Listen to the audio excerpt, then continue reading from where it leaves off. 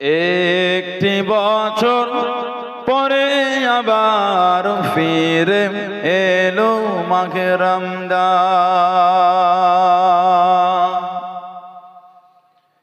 একটি বছর পরে আবার ফিরে এলো মাঘে রমজান।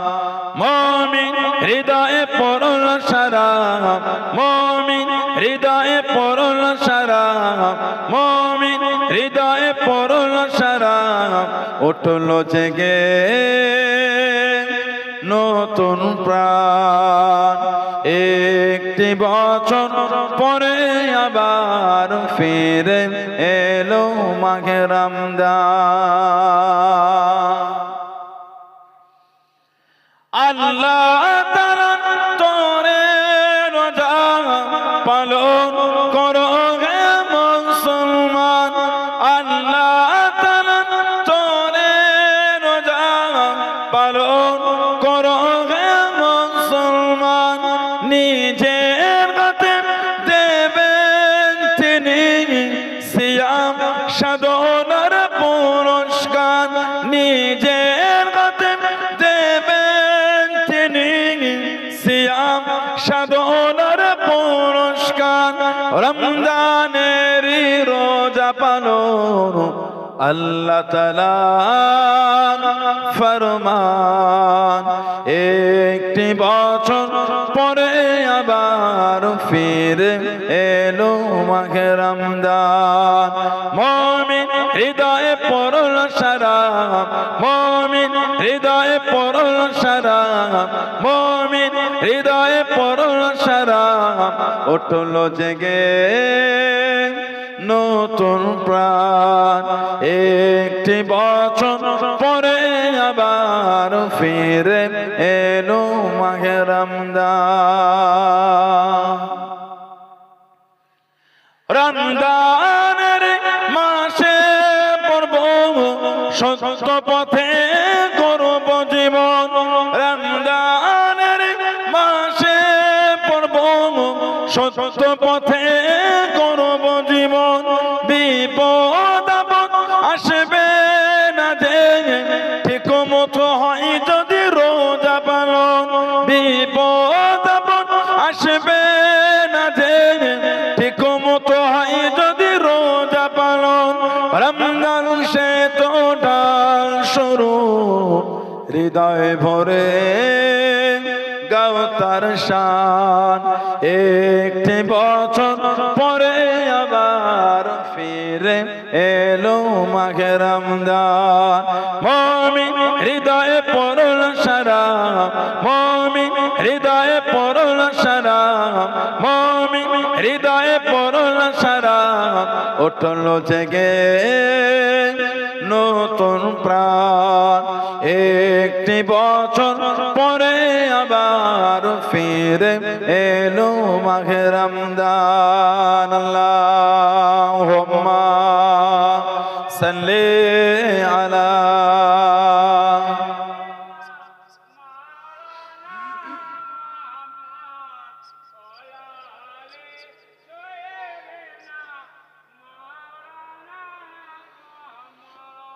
قال الله تعالى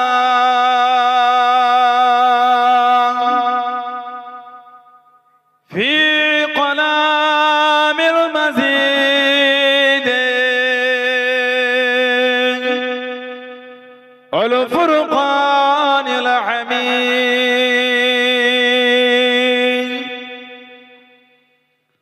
شهر رمضان الذي أنزل فيه القرآن. قال رسول الله صلى الله عليه وسلم: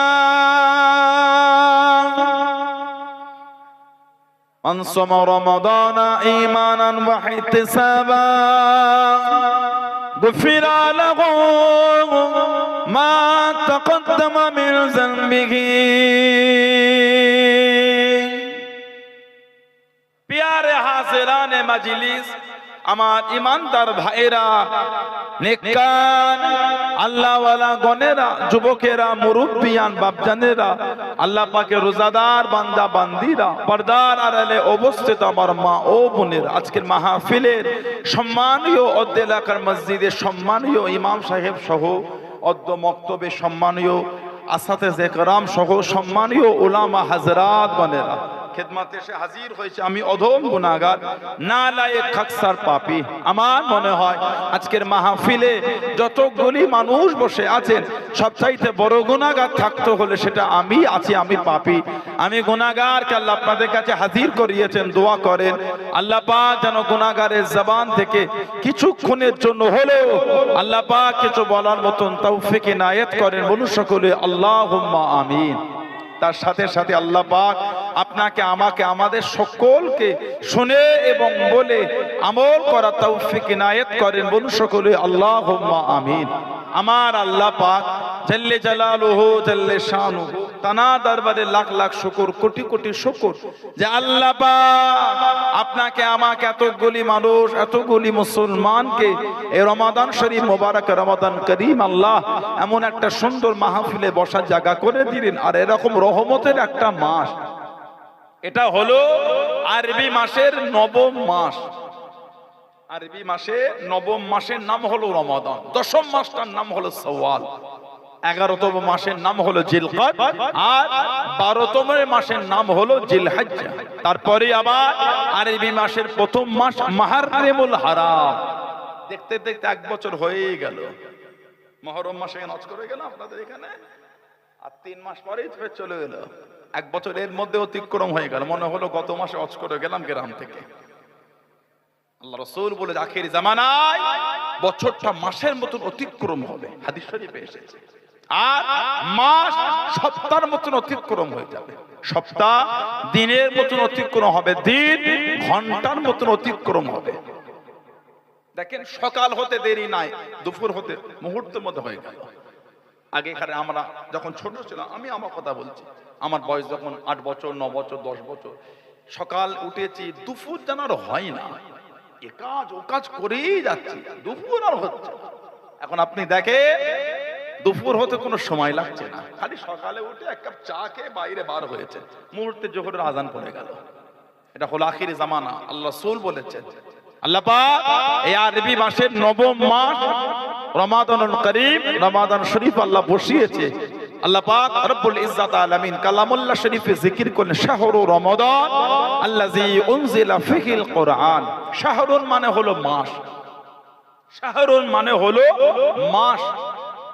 আল্লাহ পাক এই রমাদান মাসে তিনি তার কালামুল্লাহ শরীফটাকে নাজিল করেছেন। বলুন না সুবহানাল্লাহ। আল্লাহ রমাদানের কবে নাজিল করলেন? কোরআন শরীফ 30 পারা সূরা কদর। আল্লাহ পাক ভালোবেসে জানিয়ে দিলেন, ইন্না আনজালনাহু ফি লাইলাতুল কদর। নিশ্চয় আমি আল্লাহ পাক ইহাকে মানে কোরআন শরীফকে কদরের রাত্রিতে নাজিল করেছি। কদরটা আবার কি?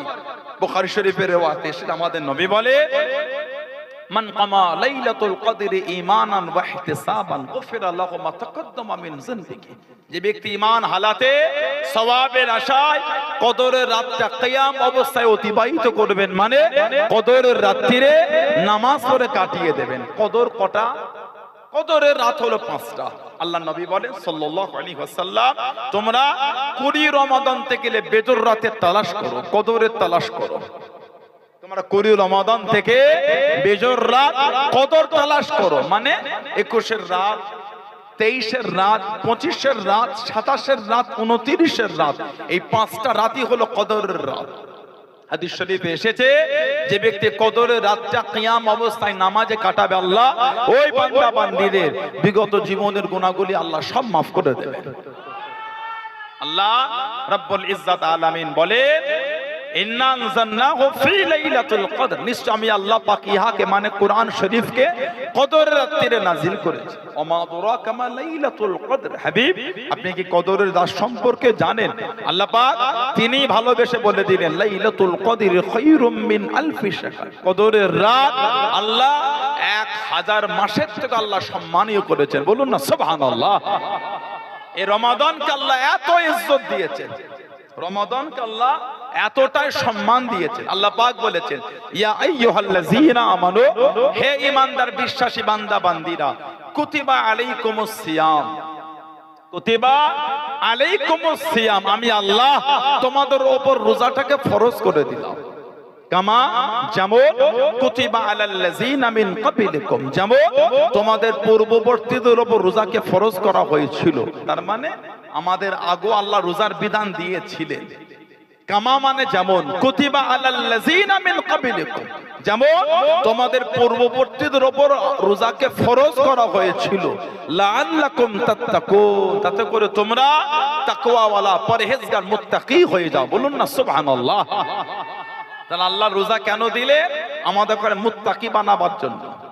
এই আয়াত একদিকে রাখেন, আর একদিকে হুজুরের একটা হাদিস শরীফ রাখেন। আমাদের নবী বলে, ইজা কানা রমাদান, যখন রমাদান শরীফ আসে, ফুতিহাত আবওয়াবুর রহমাত, আল্লাহ রহমতের দরওয়াজাগুলি আল্লাহ সব খুলে দেন। জোরে বলে, অগল্লিকাত আবওয়াবুল জাহান্নাম, আর জাহান্নামের দরজাগুলি আল্লাহ বন্ধ করে দেন। আর অসলসিলাতে শায়াতিন, আর শয়তানকে আল্লাহ জিনজির দিয়ে বেঁধে দেন। আল্লাহ পাক আয়াতে বলেন রোজা কেন দিলেন? লাআল্লাকুম তাত্তাকুন, তাতে করে তোমরা যেন মুত্তাকি হয়ে যাও। আর আমাদের নবী বলে, রমাদানে আল্লাহ জাহান্নামের দরজা বন্ধ করে শয়তানকে বেঁধে দেয়, খোলা থাকে আল্লাহ রহমতের দরজা, জান্নাতের দরজা। তার মানে রোজা আল্লাহ দিয়েছেন আমাদের করে মুত্তাকি করে আল্লাহর জান্নাতি বানাবেন বলে। জোরে বলেন, বললেন আলহামদুলিল্লাহ। সেই রহমতের মাসে আল্লাহ বসিয়েছেন আমাদের করে। এত সম্মান আল্লাহ রোজা দিয়েছেন।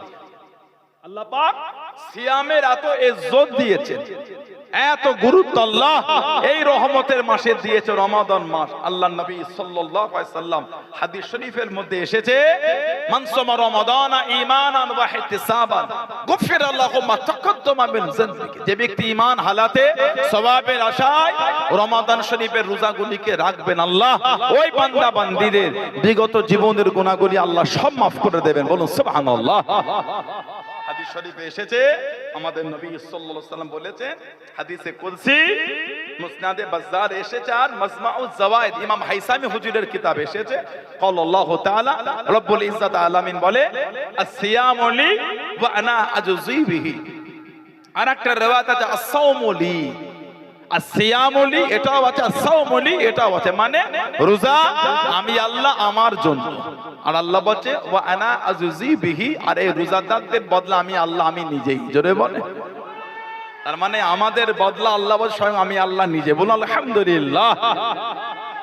হাদিস শরীফে এসেছে, রোজাদারদের যে এই মুখের যে একটা গন্ধ, এই যে রোজা অবস্থায়, ওটা আল্লাহ পাকের দরবার, আল্লাহ পাক ওর ইজ্জতটা মৃগ নবীর থেকে আল্লাহ উত্তম বানিয়েছে। বলুন সুবহানাল্লাহ। হাদিস শরীফে এসেছে, ফাইন্না লাহু ইয়াউমুল কিয়ামাতি হাউদান মা ইরিদুহু গায়রুস সাইল, আল্লাহ পাক কিয়ামতের ময়দানে একটা হাউস তৈরি করেছে, হাউস, পানির হাউস, চৌবাচ্চা যেটা বলা হয়। কিয়ামতে আল্লাহ একটা পানির হাউস বানিয়েছে, যেই হাউস থেকে কেবলমাত্র কিয়ামতে রোজাদাররাই পানি পান করবেন। জোরে বলুন না সুবহানাল্লাহ। যে কিয়ামতে মানুষ পানির জন্য পিপাসায় কাতর হয়ে যাবে, সেই কিয়ামতে আল্লাহ কঠিন বিচারের দিনে আল্লাহ রোজাদারদের জন্য আল্লাহ একটা হাউস বানিয়ে রেখেছেন, খালি রোজাদাররাই পানি পান করবে বলে। বলুন আলহামদুলিল্লাহ। এত ইজ্জত আল্লাহ রোজাদারদের দিয়েছেন। হাদিস শরীফে এসেছে, মুসনাদে আহমদ ইবনে হাম্বলে আর বাইহাকি শুআবুল ঈমান এসেছে, ক্বালা রাব্বুনা আযজা ওয়া জাল, রব্বুল ইজ্জাত আলামিন তিনি বলেন, আসসিয়ামু জান্নাতুন ইস্তাজানু বিহাল আবদু মিনান নার ওয়া হুয়া লি ওয়া আনা আজজি বি। রোজা হলো ঢাল স্বরূপ, রোজা হলো আল্লাহর বান্দা বান্দীদের জন্য ঢাল স্বরূপ, যেটা আল্লাহর বান্দা বান্দীদের জাহান্নাম থেকে বাঁচাবে, গার্ড করবে। জোরে বলে, তাহলে রোজা আল্লাহ দিয়েছে আমাদের উপর কেন? যাতে আমরা জাহান্নামী না হয়ে যাই। আহা বলেন না সুবহানাল্লাহ। রোজা আল্লাহ বান্দা বান্দীদের জন্য জাহান্নামের দিকে ঢাল করেছে, আর আল্লাহ বলে রোজা আমার জন্য, এর বদলা আমি আল্লাহ আমি নিজেই। বলুন আলহামদুলিল্লাহ। হাদিস শরীফে আরো এসেছে, আমাদের নবী সাল্লাল্লাহু আলাইহি সাল্লাম বলেন, বুখারী শরীফের riwayat, মুসলিম শরীফের, মুসনাদে আহমদ ইবনে হাম্বল শরীফের riwayat, আমার নবী বলেন, ইন্না ফিল জান্নাতি বাবান ইয়াকুলু লাহু রায়্যান, নিশ্চয় জান্নাতের একটা দরওয়াজা আছে, যেই দরওয়াজাটার নাম হলো রায়্যান। নিশ্চয় ওই দরওয়াজাটার নাম হলো রায়্যান। আমাদের নবী বলেন ইয়াদখুলু মিনহু সাইম ইয়াউমুল কিয়ামা, যেই দরওয়াজা দিয়ে কিয়ামতের ময়দানে কেবলমাত্র রোজাদাররাই আল্লাহর জান্নাতে প্রবেশ করবে। বললেন আলহামদুলিল্লাহ। জান্নাতের দরজা যার নাম হলো রায়্যান, ওই দরজা দিয়ে জান্নাতে কেবলমাত্র রোজাদাররাই যাবে। লা ইয়াদখুলু মিনহু আহাদুন গায়রুহু, ওই দরজা দিয়ে অন্য কেউ প্রবেশ করতে পারবে না। ইয়াকুলু আইনা সাইম, রব্বুল ইজ্জত আলামিন কিয়ামতে বলবেন কোথায় রোজাদাররা? আইনা সাইম ফায়াকুমু লা ইয়াদখুলুহু মিনহু আহাদু গায়রুহুম ফাইযা দাখালু উগলাকু ফালাম ইয়াদখুলু মিনহু আহাদ। আল্লাহ পাক কিয়ামতে ডাকবেন রোজাদাররা কই? আল্লাহ পাক ওই দরজাতে রোজাদারদের করে জান্নাতে পাঠাবেন। সর্বশেষ যেই রোজাদারটি ওই দরজাতে জান্নাতে যাবেন, ওই যে বন্ধ হয়ে যাবে, আর কারোর জন্য ওই দরজা খোলা হবে না, কেবলমাত্র আল্লাহ ওই রায়্যান নামক দরজাতে জান্নাতে রোজাদারদেরই আল্লাহ পাঠাবেন। জোরে বলুন না সুবহানাল্লাহ। আমাদের নবী সাল্লাল্লাহু আলাইহি ওয়াসাল্লাম হুজুর আরো বলেন, মুসান্নাফ ইবনে আবি শাইবা এসেছে, আস-সাইমু লা তারুদ্দু দাওয়াতুহু, রোজাদারের দোয়া আল্লাহ ফিরিয়ে দেন না, রোজাদারের দোয়া আল্লাহ কবুল করে না। বলেন না সুবহানাল্লাহ। আলা কারওয়ায়াত সুনান ইবনে মাজাহ শরীফে এসেছে, ইন্না লিস-সাইমি ইনদা ফিতরিহি লা দাওয়াতান মা তুরাদ্দু। হুজুর বলে যখন রোজাদাররা ইফতারিটা সামনে নিয়ে বসে যান, যখন রোজাদার এই ইফতারি সামনে নিয়ে বসে আল্লাহর কাছে দোয়া চায়, আমাদের হুজুর বলেন ওই সময় দোয়াটা আল্লাহ ফিরিয়ে দেন না। বলেন না সুবহানাল্লাহ। কিন্তু দুঃখ কষ্ট বেদনা কাকে বলবেন? আমাদের সমাজের কিছু ছেলে আছে আর কিছু মেয়ে আছে, ওরা রোজা রাখে না। বলেন আছে না নাই? সমাজে কিছু ছেলে আর মেয়ে ওরা রোজা রাখে না। হাদিস শরীফে এসেছে, মুসান্নাফ ইবনে আবি শাইবা আর মুসান্নাফ আব্দুর রাজ্জাক এসেছে, আমাদের নবী বলেন মান আফতার ইয়াওমান মিন রমাদানা মুতাআম্মিদান মিন গায়রি সাফারিন ওয়ালা মারাদিন লাম ইয়াকদিহি আবাদান ওয়া ইন সামা আদ-দাহরু কুল্লুহু। হুজুর বলে যে ব্যক্তি অসুস্থতা সফর ব্যতীত, অসুস্থ আর সফর ছাড়া ইচ্ছা করে রোজা ভাঙবে, অসুস্থ আর সফর ছাড়া ইচ্ছা করে একটা রোজাকে ভাঙবে, সে যদি সারাটা জীবন রোজা রাখে ওই একটা রোজার হক আদায় করতে পারবে না। আল্লাহ আমাদের করে এক মাস রোজার হক আদায় তৌফিক দাও, বলুন আল্লাহুম্মা আমিন। সেই রহমতের মাসে আল্লাহ বসিয়েছে, নিয়ামতের মাস, নিয়ামত নিয়ে ঘরে যান। শুধু এসে অশুনে হই হই করে চলে গেলে হয় না। আল্লাহ ভালোবেসেছেন বলেই তো বসার সুযোগ করে দিয়েছেন, ঠিক না ভুল বলছি? আর আল্লাহ ভালোবাসেন বলেই তো রোজা রাখার তৌফিক দিয়েছেন, তা না তো রোজা রাখতে পারতাম না। আমাদের ক্ষমতা আছে আল্লাহর ইবাদত করবো, আল্লাহ যদি আমাদের উপর সহায় না হয়, আমাদের জরুরত আছে আল্লাহর দরবারে সেজদা করব, যদি আল্লাহ আমাদের সেজদাটা পছন্দ না করে আমাদের তো ক্ষমতা নাই। আল্লাহ ভালোবাসেন বলেই তো আমরা সেজদা করতে পারি, আল্লাহ ভালোবেসেছেন বলেই তো রোজা রেখে বসে আছে। কথা ঠিক না ভুল বলছি? এসে বসেছে, কিছু হলো নিয়ামতের মাসে ঘরে নিয়ে যান। এই দিন আর ইসলাম আমাদের কাছে পৌঁছাতে কিন্তু অনেক সাহাবাদের কষ্ট হয়েছে, সহজে কিন্তু ইসলাম আমাদের কাছে আসেনি। আমার নবী সাল্লাল্লাহু আলাইহি ওয়াসাল্লামের সাহাবাদের রক্তে স্রোত হয়ে গেছে দিনটা প্রচার করতে গিয়ে। হুজুরে সাহাবাদের এত কষ্ট হয়েছে আল্লাহ পাকের দ্বীনের দাওয়াত দিতে গিয়ে, কত কষ্ট সাহাবাদের করে দিয়েছে কাফিররা। আমাদের নবী সাল্লাল্লাহু আলাইহি ওয়াসাল্লাম হুজুরকে কত দুঃখ দিয়েছে কাফিররা। আল্লাহ নবী কিন্তু দ্বীনের প্রচার বন্ধ করেনি। সুবহানাল্লাহ বলেন।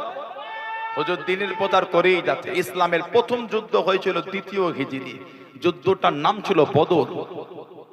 ইসলামের দ্বিতীয় হিজরি প্রথম যুদ্ধ, যুদ্ধটির নাম ছিল বদর। বদরের যুদ্ধ আল্লাহ নবী সাল্লাল্লাহু আলাইহি ওয়াসাল্লাম এই দ্বিতীয় হিজরিতে রমাদান মাসে করেছিলেন। সাহাবারা রোজা রেখে যুদ্ধ করতে গেছেন। সুবহানাল্লাহ বলেন। আল্লাহ নবী বদরে সিজদায় পড়ে গেলেন। আল্লাহ নবী সাল্লাল্লাহু আলাইহি ওয়াসাল্লাম মাত্র 313 জন সাহাবাকে নিয়ে বদরের প্রান্তে হাজির হয়ে গেলেন। মাত্র 313 জন। আল্লাহ নবী সিজদায় চলে গিয়ে জান জান হয়ে কাঁদেন, চোখে পানি ফেলে ফেলে কাঁদেন। ও নবী আল্লাহ, আজকে দিনে যদি করে যায় দিন মানার কেউ থাকবে না, ইসলাম মানার কেউ থাকবে না, আল্লাহ পাক আপনার ওয়াদানিয়াত মানার কেউ থাকবে না, আমি নবী আমাকে মানার কেউ থাকবে না।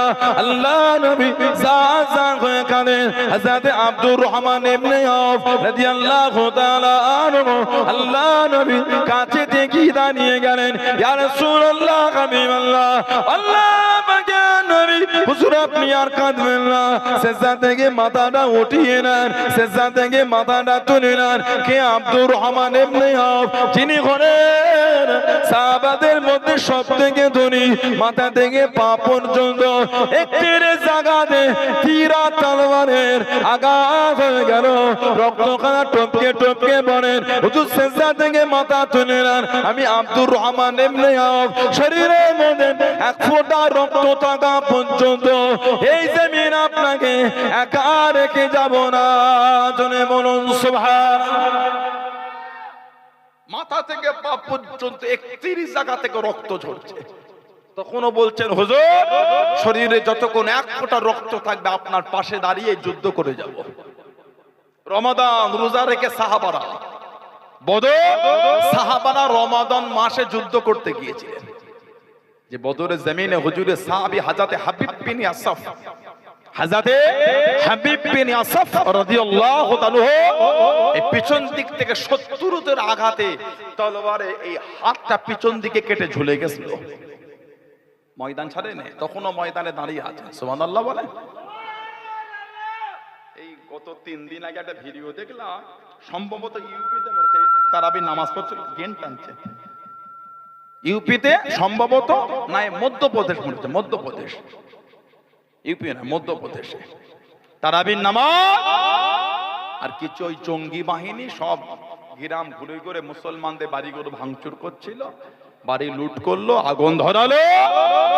মুসল্লিরা কিন্তু মসজিদ থেকে বার হয়নি, নামাজ চালিয়েই যাচ্ছেন। জোরে বলেন, বললেন আলহামদুলিল্লাহ। মুসল্লিরা কিন্তু বার হচ্ছে না, আল্লাহ রেজার মধ্যে সেজদায় ডুবে আছে। ঘর উজাড় হয়ে যা, টাকা পয়সা মাল সম্পদ জমি জায়গা কিছুই নয়, আল্লাহ আল্লাহ রসুলের ভালোবাসার কাছে সব কুরবানি দিয়ে দেবো। আল্লাহ আল্লাহ রসুলের মোহাব্বত থেকে পিছপা হব না, বলুন ইনশাআল্লাহ। এটা আমাদের ঈমান, এটা আমাদের ঈমান। সাহাবারা এই ঈমান আমাদের শিখিয়েছেন, এই মোহাব্বত সাহাবার শিখিয়েছেন। হযরত হাবিব বিন আসফ রাদিয়াল্লাহু আনহু এই পিছন দিক থেকে শত্রুদের আঘাতে ওনার হাতটা কেটে ঝুলছে, ময়দান ছাড়ছে না, তখন ওই যুদ্ধের ময়দানে দাঁড়িয়ে আছে। আল্লাহ নবী সাল্লাল্লাহু আলাইহি সাল্লামের কাছে গেলে হুজুর ওই হাতটা ধরে তুলে ধরে হুজুর ফু দিয়ে দোয়া করলেন, আল্লাহ পাক ওনাকে সুস্থ করে দিলেন। কিতাব এসেছে উনি আবার যুদ্ধ করেছেন। যে হুজুরকে মেরে হাতটা কেটেছিল হযরত হাবিব বিন আসফ রাদিয়াল্লাহু আনহু, তাকে মেরে জাহান্নামে পাঠিয়ে দিয়েছেন। হাবিব বিন আসফ হুজুর কিন্তু ময়দান ছাড়ছে না, যুদ্ধ চালিয়েই যাচ্ছেন। জোরে বলুন না সুবহানাল্লাহ। আমাদের উপরে অনেক পরীক্ষা হবে, মুমিন হব, মুমিন দাবি করব, পরীক্ষা হবে না, ওটা আশা করলাম কি করে?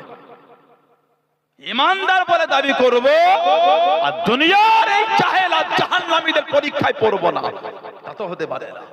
পরীক্ষা তো আপনাকে আমাকে দিতেই হবে, পরীক্ষা আপনাকে আমাকে দিতেই হবে, তবেই তো ইমানের জায়গায় মজবুত থাকলাম। বিলাল ইবনে রাবাহকে যখন মারে, মক্কা শরীফের বড় যুবক ছেলেরা কুরাইশরা বলে, এই বিলাল ইবনে রাবাহ তোমাকে এত মারছে, কই তোমার আল্লাহ তোমাকে বাঁচালো না? তো তোমার নবী তোমাকে বাঁচাতে এলো না? ওই রক্ত মাখা শরীরে বলছে, এই মক্কার কুরাইশরা তোমরা বাজারে গেলে কিছু কিনলে পরীক্ষা করে দেখো, ঠুকে ঠুকে দেখো ভালো না খারাপ। আমি বেলাল, আল্লাহ আমাকে দ্বীনের জন্য কবুল করছেন, আল্লাহ আমি বেলালকে দ্বীনের জন্য কবুল করার জন্য পরীক্ষা করে আল্লাহ দেখিয়ে দিচ্ছেন।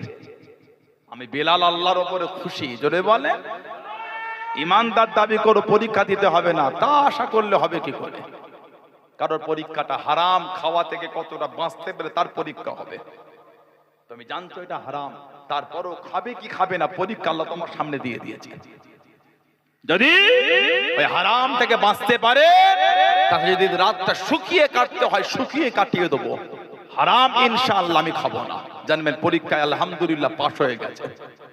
সারা রাত এই শুকিয়ে কি করে কাটি, আচ্ছা খেয়ে নি একটুখানি, কালকে নাই তওবা করে নেবো না, পরীক্ষায় পাশ হলেন না, সারা রাত শুকিয়ে কাটিয়ে দেবো, হারাম আমি খাচ্ছি না, জানবেন আল্লাহ আপনাকে পরীক্ষায় পাশ করিয়ে দিলেন। বলুন না সুবহানাল্লাহ। ইসলামের একটা যুদ্ধ হয়েছিল, যুদ্ধটার নাম ছিল খন্দক। খন্দক শব্দের অর্থ হলো গর্ত করা। মক্কা শরীফে যারা গিয়েছেন হজ বা উমরার জন্য ওনারা জানেন জায়গাটার নাম খন্দকের ময়দান। মদিনা শরীফ থেকে যেতে হয় সামান্য পথ। ওখানে আছে সাবা মসজিদ, সাবউন মানে 7, সাবা মসজিদ, 7টা মসজিদ ওই একটা জায়গাতেই আছে, সাবা মসজিদ। খন্দক, এই খন্দকের যুদ্ধে আমাদের নবী সাল্লাল্লাহু আলাইহি সাল্লাম সাহাবাদের কাঁধে কাঁধ মিলিয়ে আল্লাহর নবী নিজেও মাটি বয়েছিলেন। কিতাব এসেছে এই মাটি ঝরে ঝরে হুজুরের চেহারা মোবারক নূরের বাদান শরীফে পুরো ধুলো মাটি লেগে গিয়েছিল। সাহাবারা হুজুরের কাছে বলে, হুজুর বড়টা ক্ষুধার্ত হয়ে গিয়েছি, যদি একটু খাবার কিছু পেতাম।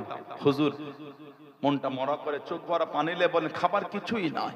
সাহাবারা বলে, হুজুর এত কষ্ট হয় সহ্য না করতে পেরে হুজুর পেটেতে একটা করে পাথর বেঁধেছে, হুজুর আর সহ্য হয় না। আল্লাহ নবী কিছু বললেন না, চোখ ভরা পানি নিয়ে হুজুর দেখালেন সাহাবারা একটা পাথর বেঁধেছেন, আমাদের নবী 2টো পাথর বেঁধে আছেন। আহা বলেন না সুবহানাল্লাহ। সাহাবারা খোদার কষ্টে পেটে পাথর বেঁধেছেন, ইমানের জায়গায় তারপরও মজবুত আছে, জীবন কুরবান হয়ে যাবে, বাতিলের কাছে মাথা নত হবে না। হুজুরের সাহাবী ছিলেন হযরতে মিকদাদ রাদিয়াল্লাহু তাআলা। এই অবস্থা দেখে কাঁদতে কাঁদতে ঘরে চলে গেছিলেন। খুঁজে খুঁজে ছোট্ট পারা পাত্রতে দুধ এনে আমার হুজুরকে লুকিয়ে দিয়ে বলে, হুজুর আপনি একটু পান করেন, আপনার এই কষ্টটা আর সহ্য হয় না। আমাদের নবী সাল্লাল্লাহু আলাইহি ওয়াসাল্লাম ওই পাত্রটা নিয়ে একটা উঁচু জায়গায় দাঁড়িয়ে বলে, ও আমার সাহাবারা, এই তোমাদের ভাই মিকদাদ দুধ এনেছে, আসো সবাই মিলে পান করি, আসো সবাই মিলে পান করি। আল্লাহ নবী পাত্রই দুধ পান করে সাহাবাদের হাতে দিলেন। সমস্ত সাহাবার হবার পর আল্লাহ পাক ওই ছোট্ট পারা পাত্রতে বরকত দিয়ে দিয়েছিলেন। জোরে বলুন না সুবহানাল্লাহ। আমার ভাইয়েরা, বাপজানেরা, ছেলেরা, যুবকেরা, মুরব্বীরা, হুজুরের সাহাবী হযরতে আব্দুর রহমান ইবনে আওফ রাদিয়াল্লাহু তাআলা মাথা থেকে পা পর্যন্ত 31 জায়গায় তীর আর তলোয়ার। তখন হুজুরের পাশে দাঁড়িয়ে বলি, ইয়া রাসূলুল্লাহ, শরীরে 1 ফোঁটা রক্ত থাকা পর্যন্ত এই জমিন আপনাকে একা রেখে যাব না। জোরে বলেন না সুবহানাল্লাহ। কে? হযরত আব্দুর রহমান ইবনে আওফ, যিনি ছিলেন সাহাবাদের মধ্যে সবথেকে ধনী। উনাকে বলা হয় সাহেবুল হিজরাতাইন, 2 হিজরাতের অধিকারী। ইসলামের প্রথম হিজরাতটা ছিল নবুয়াতের 5ম বর্ষের পরে। 12 জন পুরুষ আর 4 জন মহিলা। জায়গাটার নাম ইথিওপিয়া, হাবশা, আবিসিনিয়া। নাজ্জাসী বাদশার ক্ষমতা ছিল। 4 জন মহিলা আর 12 জন পুরুষ। তাদের মধ্যে দায়িত্ব ছিল হযরত উসমান ইবনে আফফান রাদিয়াল্লাহু তাআলা। চলে গেলে এদিকে কুরাইশরা কাবা শরীফে একটা সম্মেলন ডেকেছিল। আমাদের নবী সাল্লাল্লাহু আলাইহি সাল্লাম ওই সম্মেলনের পাশে গিয়ে কোরআন শরীফ তেলাওয়াত করতে শুরু করলেন। হুজুর কোরআন শরীফ তেলাওয়াত করে হুজুর সিজদায় গিয়েছিলেন। এই কোরআন শরীফ শুনতে শুনতে ইহুদিরা এমন মুগ্ধ হয়ে গিয়েছিল, হুজুরের সাথে তারাও সিজদায় চলে গেছিল। এই যে কুরাইশের সিজদা, ওটা ইথিওপিয়ায় খবর চলে গেল যে মক্কা শরীফে সবাই মুসলমান হয়ে সিজদা দিচ্ছে। এই খবর তাড়াতাড়ি আবার ওনারা মক্কা শরীফে ফিরে এলে, এসে দেখছেন না না, আমরা তো মিথ্যা খবর পেয়েছি। আবার হিজরত করেছিলেন কম বেশি 81 থেকে 82 জন, তার মধ্যে 18 থেকে 19 জন মহিলা ছিলেন।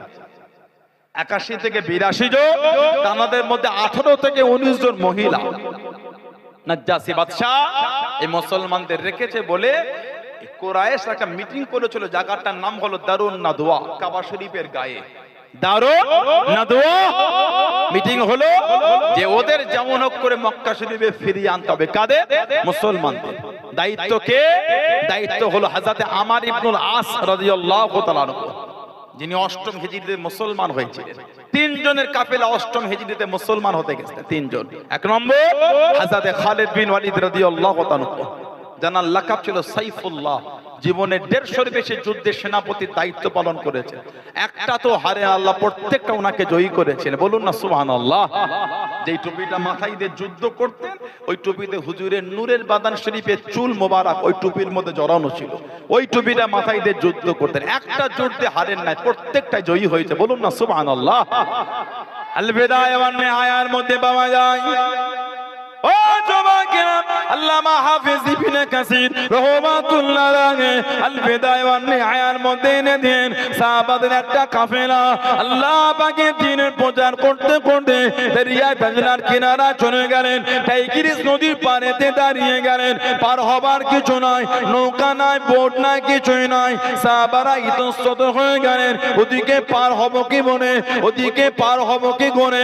ও জওয়াকেরা, হযরত সাদ ইবনে আবি ওয়াক্কাস, হযরত খালিদ বিন ওয়ালিদ রাদিয়াল্লাহু তাআলা আনহুমা দুজনে দাঁড়িয়ে ভাষণ দিয়ে দিলেন, ও রাসূলুল্লাহ সাল্লাল্লাহু, আমরা দুনিয়ার কোন স্বার্থে বার হই না, দুনিয়ার কোন কাজে বার হই না, আমরা কেবলমাত্র আল্লাহ পাকের দ্বীনের প্রচারে বার হয়ে গিয়েছি। চিন্তা করো না, ভয় করো না, বিসমিল্লাহে তাওয়াক্কালতু আলাল্লাহ। জিদান ঘোরা খারা পানিতে নিয়ে নেমে পড়ো, বিসমিল্লাহে তাওয়াক্কালতু আলাল্লাহ। আল্লাহ নবী সাল্লাল্লাহু আলাইহি ওয়াসাল্লামের সাহাবারা বিসমিল্লাহে তাওয়াক্কালতু আলাল্লাহ বলে ঘোরা খারারে টাইগ্রিস নদীতে নেমে গেলেন। আল্লাহ পাকের হুকুমে একটা সাহাবার ঘোড়া পা পানির মধ্যে নবে না, পানির মধ্যে ঢুকে যায় না, ডাঙার মতন একদিক থেকে আর একদিকে পার হয়ে চলে যায়। জোরে বলুন সুবহান, আর একটু জোরে বলুন সুবহান। একটা ঘোড়া পানিতে ডুবছে না।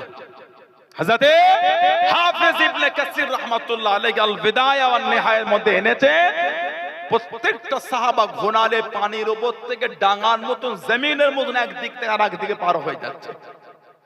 আর হলে জিজ্ঞাসা করেন কারোর কিছু ক্ষতি হয়েছে?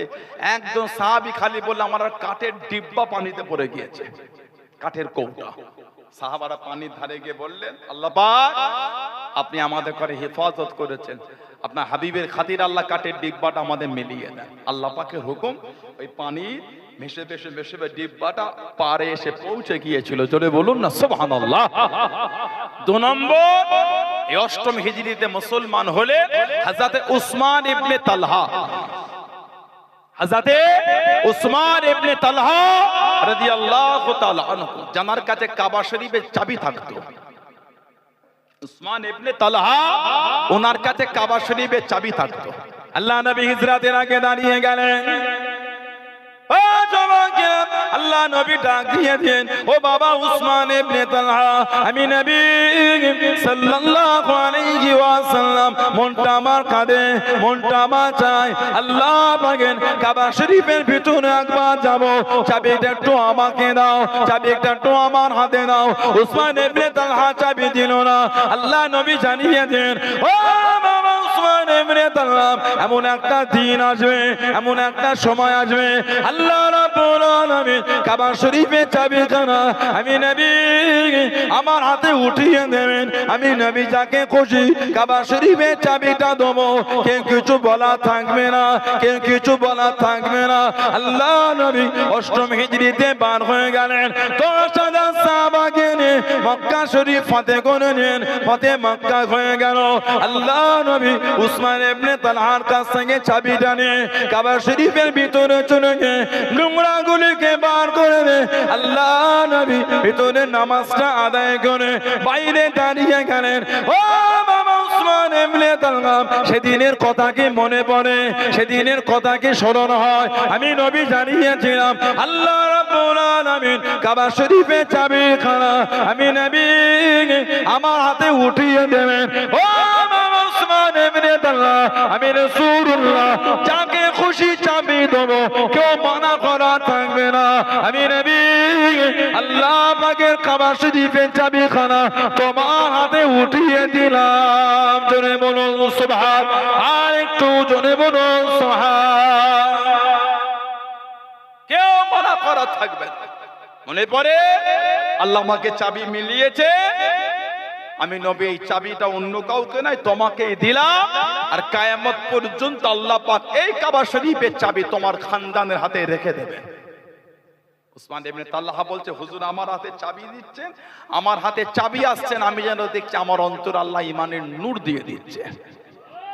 উনি 8ম হিজরিতে মুসলমান। আর একজন হযরত আমর ইবনুল আস রাদিয়াল্লাহু তাআলা যাকে ওমর ফারুকের খেলাফতে 14 হিজরি মিশরের গভর্নর করা হয়েছিল। ওমর ফারুক রাদিয়াল্লাহু তাআলার খেলাফত 14 হিজরি মিশরে গভর্নর করা হয়েছিল। মানে চিঠি লিখেছিলেন, নীল নদের পানি বন্ধ হয়ে গেছে।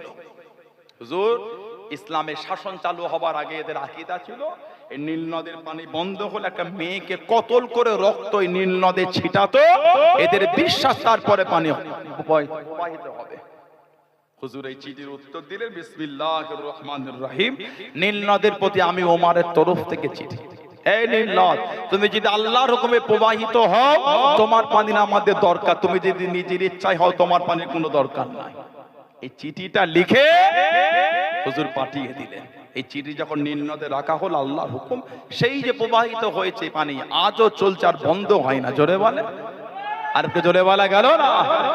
ওমর ফারুকের খেলাফত এমন ছিল, এই ভূমিকম্প হলে জমিনে আঘাত করতেন আর বলতেন, এই জমিন, আমি ওমর কি তোমার উপর ইনসাফ করি না? আল্লাহর হুকুমে তুমি বন্ধ হয়ে, বলার সঙ্গে সঙ্গে জমিনে ভূমিকম্প বন্ধ হয়ে যেত। যদি বললেন না সুবহানাল্লাহ। হযরত ওমর রাদিয়াল্লাহু তাআলা আনহু কি শাসন উনি চালিয়েছে, জাতি ধর্ম বর্ণ নির্বিশেষে কারোর উপর উনি জুলুম করেন। ওমর ফারুক কারোর উপর জুলুম অত্যাচার কারোর উপর উনি করেন। জিজিয়া ট্যাক্স দেয়া হতো, এই জিম্মাটা সাহাবাদের উপর থাকতো, কারোর উপর জুলুম না। কদিন আগে ভিডিও দেখলাম, আসামের মুখ্যমন্ত্রী সংবিধানে হাত দিয়ে যে শপথ নিয়েছে জনগণের সেবা করবে, কোন ধর্মের সেবা না, জনগণের সেবা করবে। ঠিক না ভুল বলছি? কোন পার্টির না, সমস্ত রাজনৈতিক লোকের সেবা করবে। কদিন আগে দেখলাম, বলো মেয়াদের অত্যাচার করো, 5 টাকা রিক্সা ভাড়া হলে 4 টাকা দাও, ওদের অতিষ্ঠ করে ফেলো। আর বন্দুক নিয়ে মুসলমান টুপিওয়ালা দাঁড়িয়েওয়ালা একটা ভিডিও নেটে ঘুরছিল, তার উপর গুলি করছে। কত জঘন্য আর হীন মানসিকতা হলে, কত নিষ্ঠুর আর জঘন্য চরিত্র হলে এই কর্মটা একটা রাজ্যের মুখ্যমন্ত্রী দ্বারা প্রকাশ পায়। ঠিক বলছি না ভুল বলছি?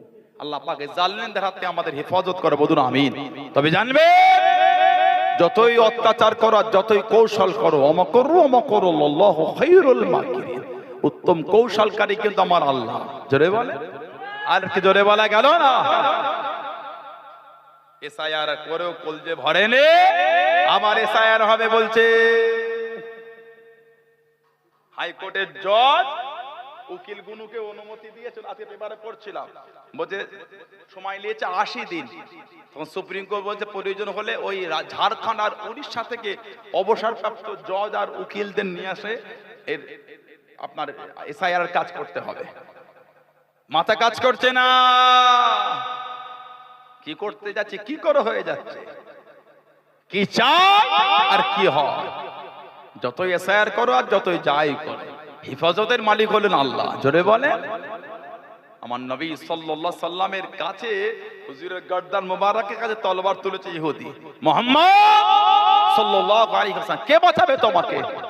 হুজুর মুচকে হাসি দিয়ে বললেন, আমাকে আমার আল্লাহ বাঁচাবে। জোরে বলেন। ইহুদি আবার বলে, মুহাম্মদ কে বাঁচাবে? আমাকে আমার আল্লাহ বাঁচাবে। কিতাব এসেছে, ইহুদির গোটা শরীরের মধ্যে কম্পন শুরু হয়ে গেল। এই আল্লাহ, এই শব্দ, ইহুদির গোটা শরীর কাঁপছে, থরথর করে কেঁপে কেঁপে হাত থেকে তলোয়ার পড়ে যায়। আমার হুজুরকে কে বাঁচিয়েছেন? হুজুর তলোয়ার তুলে বলছে, ইহুদি তোমাকে কে বাঁচাবে? তোমার হাতে তলোয়ার, তুমি আমাকে প্রশ্ন করো, তলোয়ার এবার আল্লাহ আমার হাতে দেওয়া, তোমাকে এবার কে বাঁচাবে? ইহুদি বলছে, মুহাম্মদ সাল্লাল্লাহু আলাইহি ওয়াসাল্লাম, আমি জানি আপনি আমাকে মারতে পারেন না। কেন? আপনি তো নবী রাহমাতাল লিল আলামিন। জোরে বলেন না সুবহানাল্লাহ। কোন চিন্তা নেই, কিসের এসআইআর করেছে, সেই আপনার এনপিআর এনআরসি কি শুরু হয়েছে, কোন চিন্তা নেই। মনের আবার দুনিয়ার চিন্তা, ইমানদারের আবার দুনিয়ার চিন্তা। 40, 50, 60, 70, 80 আল্লাহ ডাকবেন চলে যাব। কথা ঠিক না ভুল বলছি? আবাদান আবাদান, যে জীবনের কোনো মরণ নাই, যে জীবনে কোনো মরণ, ওই যে ইনশাআল্লাহ আমাদের আল্লাহ জান্নাত দিয়ে দেবেন, আমিন বলে। ওই যে আল্লাহ জান্নাতে জায়গা দেবেন, আর মরণ হবে না, ওই জীবন চলতেই থাকলো, বলুন সুবহানাল্লাহ। আল্লাহ আমাদের হেফাজত করেন, আল্লাহ আমাদের। চেপে চেপে বসেন তো, জায়গা হচ্ছে না, বলছে চেপে আসেন তো, একটু আগিয়ে আসেন, একটু আগিয়ে আসেন, আপনাদের সবর অনেক বেশি, আলহামদুলিল্লাহ বলেন। এই কখন থেকে বসে অশুনছেন, রমাদান মাসে আসরের আগে দোয়া হয়ে যাবে, রমাদান মাসে কঠিন ব্যাপার তো এটা, রোজা রেখে এতক্ষণ আপনার ধৈর্যের পরিচয়, আহা আলহামদুলিল্লাহ। আল্লাহ এই বসাকে কবুল করে, আল্লাহ এই বসায় আল্লাহ আমাদের আখিরাতে নাজাতে জারিয়া করে দেয়, বলেন না আমিন, জোরে হলো না আল্লাহুম্মা আমিন। এটা আগিয়ে আসে আমার ভাইয়েরা, বাপজানেরা, ছেলেরা, যুবকেরা, মুরব্বীরা, এসে বসেছে রহমতের মাস, কিছু হলো নিয়ে বাড়িতে যান, শুধু এসে চলে গেলে হয় না। শুনলেন চলে গেলেন, ভালো হলেন না, কবে ভালো হবে? তওবার সুযোগ এত তওবা হলো না, আর কবে তওবা হবে? এতগুলো আমাদের জবান থেকে শুনছেন, এত পীর মাশায়েখ, পীরজাদা, মুফতি, মুহাদ্দিস, ইমামরা প্রতি সময় সময় মসজিদে ওয়াজ করছেন, এত কিছু হবার পর আমরা হিদায়াত হচ্ছে না, ভালো আর কবে ভালো হবে? নিজেকে প্রশ্ন করতে শেখেন, কবে ভালো হব আমি, কবে ভালো হব? এত আয়াতের তাফসীর শুনছেন, ভালো হচ্ছেন না, ভালো হন, লজ্জিত হন, পারে তওবা কর, ওই আস্তাগফিরুল্লাহ রাব্বি, তওবা হয়ে গেল। এই জবানে বলবেন আর মনে মনে অনুশোচনা করেন, অনুতপ্ত হন। তওবা আমার নবী বলেন আন-নাদামা, মানে অন্তরে অনুতপ্ত হওয়া, আমি এই গুনাহটা করে ফেললাম, এই যে মনের এই হাল তৈরি করা, ওটার নাম হলো তওবা। আল্লাহ আমাকে এত ইজ্জত দিলেন, এত কিছু সম্মান দিলেন, তারপর আমি এই অন্যায়টা করতে পারলাম, এই যে মনের এই ভাবনা, ওটার নাম হলো তওবা। খালি জবানে বললে হয় না, মনের মধ্যে অনুতপ্ত হতে হয়। এই মনের অনুতপ্ত না হলে পরিবর্তন হবে না। তো মনের যদি এই হাল তৈরি হয়, ভালো হবে না। তো আল্লাহর ওলি হযরতে ফুদাইল বিন আইয়াজ রাহমাতুল্লাহ, নাম শুনেছেন আপনারা? হযরতে ফুদাইল বিন আইয়াজ রাহমাতুল্লাহ জবরদস্ত ওলি ছিলেন, জানার জন্মটা ছিল 107 হিজরিতে, হিজরি 107, এটা 1447 চলছে, আর ওনার জন্ম 107 হিজরি। বুঝতে পেরেছেন কত শো বছর আগেকার কথা এটা? কোন বর্ণনা, খোরাসান প্রদেশে জন্ম, যেটা বর্তমান ইরাক আর ইরানের মধ্যে অবস্থিত খোরাসান। কোন বর্ণনায় ওনার জন্মটা হলো মধ্য এশিয়ার দেশ উজবেকিস্তানের সামারকান্দ। আমি গত ডিসেম্বর মাসে ফিরলাম উজবেকিস্তান সফর থেকে, সামারকান্দে মাজার হযরতে ইমাম আবু মনসুর আল মাতুরিদি রাহমাতুল্লাহ, আমাদের আকীদার ইমাম, যিনি আমাদের ফিকহ ইমামের নাম হলো ইমাম নুমান বিন সাবিত আবু হানিফা রাহমাতুল্লাহ, আর আমাদের আকীদার ইমামের নাম ইমাম আবু মনসুর আল মাতুরিদি হুজুর রাহমাতুল্লাহ আলাইহি, আকীদার ইমাম। ওনার মাজারটা হলো সামারকান্দ শহরে, ওখান থেকে সামান্য দূরে খাট্টানিকা বলে গ্রামে মাজার হযরত আবু আব্দুল্লাহ মুহাম্মদ ইবনে ইসমাইল বুখারী রাহমাতুল্লাহ। ওখান থেকে প্রায় 200-300 কিলোমিটার দূরে মাজার হযরত ইমাম বাহাউদ্দিন নকশবন্দ রাহমাতুল্লাহ, যিনি নকশবন্দ তরিকার ইমাম। ওনার নাম হলো বাহাউদ্দিন, ওনার লাকাব হলো নকশবন্দ, মানে আল্লাহ ওনাকে এত আলা দরজা দিয়েছিলেন, যেদিকে উনি দেখতেন অটোমেটিক ওই দিকে আল্লাহ লেখা হয়ে যেত। আর কি জোরে বলা গেল না? ওজন্য বলা হয় নকশবন্দ, নকশা করনে ওয়ালা, নাম ইমাম বাহাউদ্দিন রাহমাতুল্লাহ। হযরতে ফুদাইল বিন আইয়াজ বড় ডাকাতের সরদার ছিলেন, ওনার যৌবনের সূচনা ছিল ডাকাতি দিয়ে, বড় ডাকাতের সরদার। তৎকালীন যুগে ব্যবসা হতো ভিন্ন রূপে, এখন তো মানুষ পকেটে পয়সা নাই না। আপনার মাছের ব্যবসা করেন, এই যে ভেরিগুলো সব শুকিয়ে ফেলছে, সব দেখুন জেসিবি মেশিন নামিয়ে একটু খুঁড়ছে, কারণ পলি জমে গেছে, সেগুলো সরে না হলে, একটু গভীর না হলে মাছ ভালো হবে না। তো তারপরে মাছ পানি মাটি দিয়ে সার দিয়ে ওই মাটিটা মিক্স করবেন, যাতে একটু মাছ চাষ ভালো হয়, একটা সিস্টেম থাকে। যা চাষ করে সেটা ভালো বোঝে, মাছ কিনে ফেলবেন। এই যে মাছ কিনতে যাবে, টাকা না নিয়ে গেলে হবে, ফ্রি দেবে। এই মোবাইল এই কত হলো, আচ্ছা কিউআর কোডটা দেখি স্ক্যান করে টাকা পাঠিয়ে দেন, ফোন পে হোক, গুগল পে হোক, পেটিএম হোক, বা অনলাইন ট্রানজাকশন হোক, কি ঠিক না বলছি? আগেকারের লোক পয়সা পকেটে করে নিয়ে যেতেন। আপনাদের মুরব্বীরা ব্যবসা করেছেন, সবজি কিনতে বিভিন্ন জায়গায় গিয়েছেন, সবজি বিক্রি করে এসেছেন, অনেক সময় টাকা হারিয়ে গিয়েছে, পকেট থেকে পড়ে গেছে, অনেক সময় টাকা চুরি হয়ে গেছে রাস্তাঘাটে, কি হয়নি?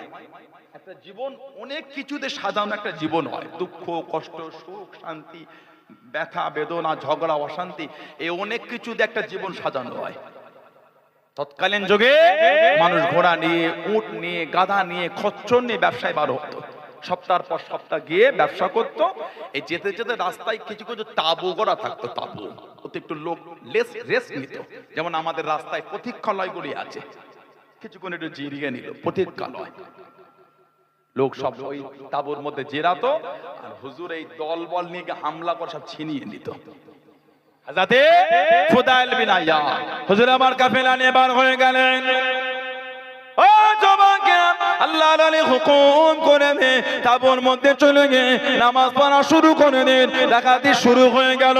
একজন বড় ব্যবসায়ী মনটা খারাপ হয়ে গেল, আমার মালটা চুরি হয়ে যাবে, আমার মালটা লুট হয়ে যাবে। ও জবাকে খুঁজে খুঁজে ওই তাবুর মধ্যে চলে গেলেন। একজন মানুষ আল্লাহর ইবাদতের মধ্যে মশগুল, ওনাকে জিজ্ঞাসা করলেন আমি কি আমার মালটা রাখতে পারি? বাইরে ডাকাতি হয় লুট হয়, আমার মালটা চুরি হয়ে যাবে, আপনি যদি মালটা জিম্মা দেখে দেন ডাকাতি খানা মিটে গেলে আবার আমি মালটাকে নিয়ে চলে যাব। উনি ইশারা খানা করলেন, উনি অনুমতি খানা দিয়ে দেন, মালটাকে রেখে বাইরে গিয়ে লুকিয়ে গেলেন। ডাকাতি মিটে গেল, পরিবেশ শান্ত হয়ে গেল। ও জবাকে ব্যবসায়ীটা পার হয়েছে, তাবুর মধ্যে ঢুকে দেখেন যারা ডাকাতি করছিল তারাই ওনাকে গোল করে ঘিরে বসে আছে। মনটা খারাপ হয়ে গেল, মালটা আমার লুট হয়ে গেল, মালটা আমার নষ্ট হয়ে গেল। ও জবাকে আল্লাহর আলী হযরত ফুদাইল বিন আয়াদ রাহমাতুল্লাহ আলাইহি ওনার যখন নজর পড়ে গেল হুকুমখানা দিয়ে দেন এই মালটাকে ফিরিয়ে দাও, ওই মালটা আমি নেব না। উনি যখন আমার কাছে মালটা রেখে যায় আমি তখন ইবাদত করছিলাম, আমাকে ভরসা করে রাখে না, আল্লাহ পাকের ভালোবাসায় আমাকে ভরসা করেছে, ওই মাল আমি নেব না, ওই মালটা ফিরিয়ে দাও। জনে বলুন সুবহান, আর একটু জনে বলুন সুবহান। এই মালটা আমি নেব না। উনি যখন তাবুর মধ্যে ঢুকেছে আমি তখন ইবাদত করছিলাম, উনি আমাকে ভরসা নয় আল্লাহর ভালোবাসায় আমাকে ভরসা করেছে। কেন? উনি আমাকে ইবাদতকারীদের মধ্যে পেয়েছে, আল্লাহকে ভালোবেসে আমাকে ভরসা করেছে, ওই মাল আমি নেব না। সুবহানাল্লাহ বলেন। ডাকাত হলো এই মালটা আমি নিচ্ছি না, এই মালটা ফিরিয়ে দাও। তাহলে এখান থেকে কি বোঝা গেল? আলেম উলামা দাঁড়িয়েওয়ালা টুপিওয়ালা নামাজি পরহেজগার মুত্তাকি পীরজাদা হুজুর মুফতি মুহাদ্দিস আমাদের চরিত্রটা ওই রকমই হতে হবে। কেন? সাধারণ লোক আমাকে ভালোবাসে না, আল্লাহ আল্লাহর রাসূলের জন্য আল্লাহর দ্বীনের খিদমতের জন্য ভালোবাসে আমাকে। ঠিক না ভুল বলছি? একটা ইমাম, একটা হাফেজ, একটা হুজুর, একটা পীরজাদা, একটা মৌলভী সাহেব, একটা মুফতি মুহাদ্দিস তার জন্য নয়, আল্লাহ আল্লাহর রাসূলের জন্য ভালোবেসেছে। দাড়ি টুপি নামাজ পরহেজগার মুত্তাকি বাহ্যিক, তোমার ওই বাহ্যিকটা যেন তোমার ভেতরে ওই রকম তৈরি থাকে। এটা উলামার যদি বাহ্যিক এক হয় ভেতরটা আলাদা হয় সমাজ তো গোমরা হয়ে যাবে। কথা ঠিক না ভুল বলছি? হুজুরের বাহ্যিক যদি ভালো হয় আর ভেতর যদি নোংরা হয় সমাজ তো মিসগাইড হয়ে নোংরা পথে পরিচালনা হয়ে যাবে। ওজন্য এই সমস্ত দায়িত্বপ্রাপ্তের লোকেদের জীবনটা দায়িত্বপ্রাপ্ত লোকেদের ওইভাবে জীবন কাটানো উচিত যেভাবে তাদের লোক ভরসা করেছে। আল্লাহ আমাদের করে হকের উপর কায়েম রাখে, বলুন আল্লাহুম্মা আমিন। ফুদাইল বিন আইয়াজ বলে আমি ডাকাত হলো এই মালটা নেব না। কেন? উনি যখন জিম্মা দিচ্ছে আমি তখন নামাজ পড়ছি, আমাকে ভরসা আল্লাহর ভালোবাসায় করেছে, ওই মালটা ফিরিয়ে দাও। বলুন না সুবহানাল্লাহ।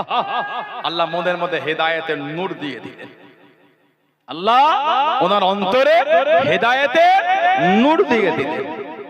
ডাকাতি করেন, চুরি করছেন, মনে কিন্তু হেদায়েতের নূর আল্লাহ দিয়েছে। খবর পেলেন ওই জায়গায় বড় কাফেলা আশ্রয় নিয়েছে, ঘেরার মধ্যে চলে গেলেন। ডাকাতি হবে রাত্রিরে, এই পাঁচির ডিঙ্গে ফুদাইল বিন আইয়াজ ঢুকছেন ডাকাতি করবেন বলে। যখন ঢুকছেন সব সান্নাটা ঘুমাচ্ছেন, একজন হাফেজ খালি জেগে জেগে তিলাওয়াত করছেন কোরআন শরীফ। উনি যখন ঢুকছেন উনি তিলাওয়াত করছেন কোরআন শরীফের সূরা হাদীদ, সূরা হাদীদ তিলাওয়াত করছেন। 16 নম্বর আয়াত কানে ভেসে এলো, আলাম ইয়ানিল লাযিনা আমানু তাখশা কুলুবুহুম লিযিকরিল্লাহ। সূরা হাদীদে 16 নম্বর আয়াত, আলাম ইয়ানিল্লাযিনা আমানু আন তাকশা কুলুবুহুম লিযিকরিল্লাহ। উনি থমকে দাঁড়িয়ে গেলেন, ডাকাতি ভুলে গিয়ে চোখ দিয়ে টপ টপ করে পানি পড়ছে। বলুন না সুবহানাল্লাহ। এক আয়াত অন্তরে হেদায়েতের নূর এসে গেছে। কি আয়াত? এখনো কি ঈমানদারদের জন্য সে সময় আসেনি? আল্লাহর ভালোবাসা আর আল্লাহ যা নাজিল করেছে তার উপর বিনয়ী হবে। এখনো কি মুমিনের সে সময় আসেনি? এই আয়াত যখন শুনেছে ডাকাতি ভুলে গিয়ে হাফেজের কাছে চলে গেছে। আরেকবার তেলাওয়াত করে হাফেজ সাহেব আবার বলছে আলাম ইয়ানিল্লাযিনা আমানু তাকশা কুলুবুহুম লিযিকরিল্লাহ। হাফেজ সাহেব তেলাওয়াত করছে আর ফুদাইল বিন আইয়াজের চোখ দিয়ে টপ টপ করে পানি পড়ছে। বলুন না সুবহানাল্লাহ। তওবা করে নিলেন, খালেস দিলে, পাঁচির ডিঙ্গে এলেন, ডাকাতি করলেন না। কাফেলা এসে বললেন, ও আমার সাথী সঙ্গীরা, আর আমি তোমাদের সরদার না, তোমরা নতুন সরদার খুঁজে নাও, আমি তওবা করেছি আর আমি এর মধ্যে না। সাথী সঙ্গী গুলো বল তা কি করে হয়? ডাকাতি করেছি একসাথে, তওবা একা করলে তো হবে না। ডাকাতি যেমন একসাথে হয়েছে তওবাটাও একসাথেই হবে। জোরে বলুন না। আর একটু ভালোবাসায় বলা গেল না, গোটা কাফেলা তওবা করে দিলেন। ফুদাইল বিন আইয়াজ কিন্তু ওই তাঁবুর মধ্যে গিয়ে বসতেন যেখানে ব্যবসায়ীরা একটু রেস্ট নিতেন, জিরোতেন। এক ব্যবসায়ী আরেক ব্যবসায়ীকে বলে তাড়াতাড়ি এই জায়গা ছেড়ে চলে যাও, এই এলাকা হলো ফুদাইল বিন আইয়াজ, একটাও মাল ফেরত যাবে না। উনি বসে বসে শুনতেন আর চোখে টপ টপ করে পানি পড়তো। কেঁদে কেঁদে সব বলা মিটে গেলে দাঁড়িয়ে বলতে, ও ব্যবসায়ী ভাইরা, আমি হলাম ফুদাইল বিন আইয়াজ, আমি আর ডাকাতি করি না, আমি খালেস দিলে তওবা করে ভালো হয়ে গেছি। জোরে বলবে না সুবহানাল্লাহ। ভয় নাই, নির্দ্বিধায় ব্যবসা করো, তোমাদের আর কোনো ভয় নাই। যা মাল চুরি করেছিলেন, যার থেকে যা নিয়েছেন, টুকটুক করে সব আস্তে আস্তে ফিরিয়ে দিচ্ছেন। বলুন না সুবহানাল্লাহ। এত বড় ওলি হয়ে গেছিলেন, ওনার সোহবতে এসে বসে থাকতেন চার ইমামের এক ইমাম, ইমাম শাফি রহমাতুল্লাহ, ওনার সোহবতে এসে বসে থাকতেন। কে ইমামে শাফি? জানার কাছে গিয়ে বসতেন হযরত ইমাম আহমদ ইবনে হাম্বল রাহমাতুল্লাহ। চার ইমামের এক ইমাম, ইমামে আহমদ ইবনে হাম্বল রাহমাতুল্লাহ। কে ইমাম আহমদ ইবনে হাম্বল? জানাকাল্লাহ 10 লক্ষ খালি হাদিসের হাফেজ করেছে। জোরে বললেন না? 10 লক্ষ হাদিসের হাফেজ আল্লাহ ইমাম আহমদ ইবনে হাম্বলকে করেছে। জানা যায় কোন বর্ণনায় 8 লক্ষ, কোন বর্ণনায় 10 লক্ষ, কোন বর্ণনায় 20 লক্ষ মানুষ ওনার জানা যায় জমায়েত হয়েছিলেন। ইমামে আহমদ ইবনে হাম্বল রাহমাতুল্লাহ। আব্বাসী খেলাফতের একটা শাসক ছিল, নাম হলো মুতাসিম বিল্লাহ। ইসলামী হিস্টরি পড়লে আপনারা বুঝতে পারবেন মুতাসিম বিল্লাহ। এই আব্বাসী শাসকের এই মুতাসিম বিল্লাহ ওনাকে জেলের মধ্যে বন্দী করে দিয়েছিল, কারণ উনি বলেছিলেন কুরআন শরীফ ধ্বংসশীল না। কেন? এটা হলো কালামুল্লাহ, আল্লাহর কালাম ধ্বংস হবে না। এইটা বলার জন্য জেলে বন্দী করেছে। ওনাকে চাবুকের বাড়ি মারা হতো। উনি যখন জামাটা খুলতেন, কিতাব এসেছে, ওনার চামড়া ফেটে রক্ত জমার বেঁধে থাকতো। আহা! ইমাম আহমদ ইবনে হাম্বল, বড় বড় ইমামদের জীবনে পড়লে বুক ফেটে যাবে আপনার। আল্লাহ পাকের দ্বীনকে জিন্দা রাখার জন্য যে খেদমত ওনারা দিয়েছে, রাত্রিরে ওই চামড়ায় রক্ত জমাট ওই নিয়ে হুজুর দাঁড়িয়ে দাঁড়িয়ে নামাজ পড়তেন। ইমাম আহমদ ইবনে হাম্বল রাহমাতুল্লাহ। কিতাব এসেছে মাঝে মাঝে দাঁড়াতে যখন পারতেন না, ওই দেয়ালে ঠেক দিয়ে দাঁড়িয়ে থাকতেন। নামাজ হয়ে গেলে যারা এই দিনের বেলা মারতো তাদের জোরে কেঁদে কেঁদে উনি দোয়া করতেন। বলুন না সুবহানাল্লাহ। আর কি জোরে বলা গেল না? কিতাবে এসেছে ওনাকে মাঝে মাঝে দড়ি দিয়ে বেঁধে শূন্যে ঝুলিয়ে দেওয়া হতো। দুজন লোককে রাখা ছিল মারার জন্য। একজন চাবুক মারতো, এত জোর মারতো উনি বেহুশ হয়ে যেতেন। এই বেহুশ অবস্থা আর একজন মারতো না, উনার হুঁশ ফিরলে আর একজন মারতো। কেন? অজ্ঞান অবস্থায় মারলে তো মারের জ্বলন বুঝতে পারবে না। আহা! ইমাম আহমদ ইবনে হাম্বল রাহমাতুল্লাহ, ওনাকে চাবুক মারি মারার জন্য সামনে এসে দাঁড়িয়ে গেল আবুল হাশেম। উনি প্রায় দোয়া করতেন, আল্লাহ আবুল হাশেমকে আপনি মাফ করে দেন। ওনার ছেলে বলতে, আব্বা এই আবুল হাশেম আমারকে জীবন আপনার হাদিসের মজলিসে তাকে বসতে দেখি না। উনি কেঁদে কেঁদে বললেন, বাবা আমি যখন জেলে বন্দী ছিলাম আমাকে চাবুকের বাড়ি মারতো, এই আবুল হাশেম আমাকে মারতে এসেছিল। লম্বা স্বাস্থ্যওয়ালা আমার সামনে এসে বলল, হুজুর আমি আবুল হাশেম, আমি জাল্লাদ, হুজুর আমি আপনাকে মারবো, এখন বাদশার হুকুম এটা। তাই হুজুর আপনি ভয় খাবেন না, মনের মধ্যে ভরসা রাখবেন। কাঞ্চনা বলছে, হুজুর আমি একজন দস্যু ছিলাম, ডাকাত চোর ছিলাম, আমি জীবনে 18,000 বার চাবুকের মার খেয়েছে, 18,000 বার। কেন জানেন? নোংরা লোক ছিলাম, শয়তানের জন্য আমাকে মেরেছে। আমি নোংরামি করতাম। হুজুর, আমি যদি 18,000 বার শয়তানের জন্য মার খেয়ে সহ্য করতে পারি, হুজুর আজকে আপনাকে মারটা শয়তানের জন্য নয়, রহমানের জন্য মারা হবে। হুজুর বললেন না সুবহানাল্লাহ? হুজুর আমি যদি শয়তানের জন্য মার খেয়ে সহ্য করতে পারি, আপনি কি রহমানের জন্য মার খেয়ে সহ্য করতে পারবেন না? হুজুর আমি জীবনে শয়তানের জন্য 18,000 বার মার খেয়েছি। আহা হুজুর আজকে যে আপনাকে মারছি শয়তানের জন্য নয়, আল্লাহর জন্য মারছি। আহমদ ইবনে হাম্বল বললেন, এরপর থেকে আমার মনে একটা আনন্দ তৈরি হয়ে গেল। এরপর থেকে আমাকে মারলে আর কষ্ট হতো না। উনি খুশি হয়ে বলতেন, আমাকে যে আল্লাহর জন্য মারছে। জোরে বলুন না সুবহানাল্লাহ। হযরতে ফুদাইল বিন আইয়াজ রাহমাতুল্লাহ ওই এক আয়াত কোরআন শরীফের সূরা হাদীদ 16 নম্বর আয়াত, ওই এক আয়াত শুনে নিজের জীবন পাল্টে নিয়েছিলেন। জোরে বলে। এত উলামাদের জবান থেকে ওয়াজ শুনেছেন, এখনো নোংরা বন্ধ করতে পারছেন না। মদের আড্ডা, তাসের আড্ডা, জুয়ার আড্ডা, সাট্টার আড্ডা, লটারির আড্ডা, সুদের আড্ডা। নিজেকে প্রশ্ন করেন, কবে ভালো হব আমি? আল্লাহ পাক আমাদের ভাইগুলোকে, আল্লাহ যুবকগুলোকে আল্লাহ ভালো করে দেন। আল্লাহ এদের মনটা আল্লাহ নোংরা থেকে ঘুরিয়ে দেয়। বলুন আল্লাহুম্মা আমিন। বলেন আল্লাহুম্মা আমিন। আপনাদের এই মক্তবটাই একটা খাট রাখা আছে না? এখানে খাট রাখা আছে না? খাটিয়া এখানে আছে কি?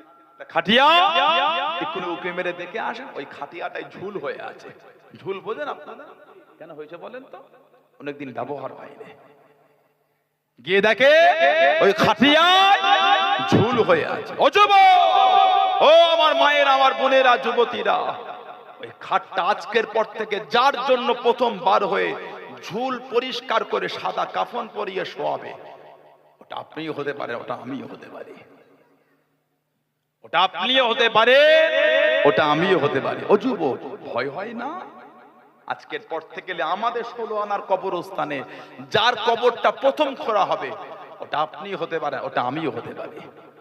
আল্লাহকে ভয় লাগে না? ভালো হও, আর কবে ভালো হবে? এত রহমত আল্লাহ দিয়েছে, তাতেও যদি ভালো না হতে পারি, আর কবে ভালো হবে? আল্লাহ আমাদের মনগুলো আল্লাহ নোংরা থেকে ফিরিয়ে দেন। আল্লাহ আমাদের প্রত্যেকের দিনের উপর মজবুতি বানিয়ে দেন। আল্লাহ আমাদের প্রত্যেকের দ্বারা, আমার মা বোনদের দ্বারা আল্লাহ 5 ওয়াক্ত নামাজকে কায়েম করিয়ে নেন। বলুন আল্লাহুম্মা আমিন। জোরে বলেন আল্লাহুম্মা আমিন। দুরূদ শরীফ আল্লাহুম্মা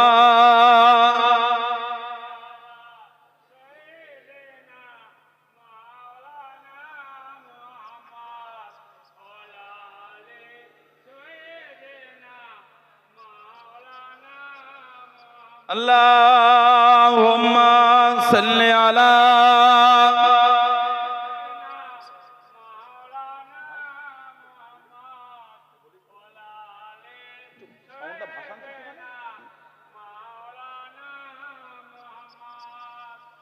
আবার এলো রমজান, আবার এলো রমজান, আবার এলো রমজান, আবার এলো রমজান। মুক্তির নিয়ে বার্তা, শান্তির নিয়ে বার্তা, মুক্তির নিয়ে বার্তা, শান্তির নিয়ে বার্তা। মোবারক মাস, রহমের মাস, মোবারক মাস, রহমের মাস, রহমের মাস মহিয়ান। আবার এলো রমজান, আবার এলো রমজান, আবার এলো রমজান, আবার এলো রমজান। জীবনে যত পাপ কালিমা মুছে দিয়ে এনে দিতে লালিমা। জীবনে যত পাপ কালিমা মুছে দিয়ে এনে দিতে লালিমা।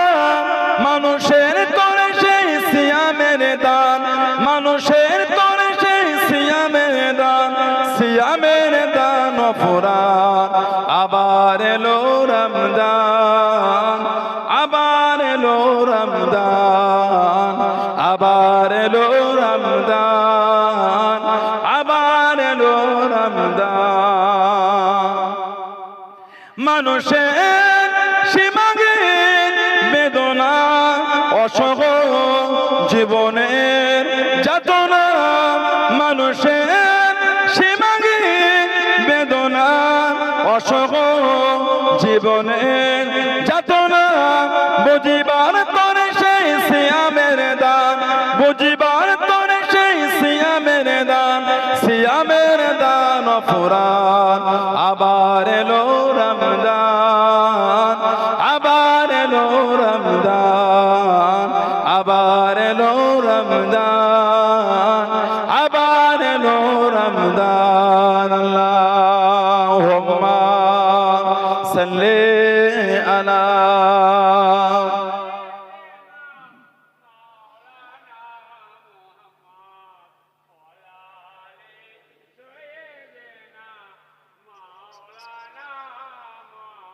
আমার ভাইয়েরা বাপজানেরা ছেলেরা যুবকেরা মুরব্বীরা মায়েরা বোনেরা মেয়েরা মহিলারা মুক্তাসার করলাম আল্লাহ পাক যদি আবার কোনোদিন তৌফিক দেয় দেখা হবে ইনশাআল্লাহ।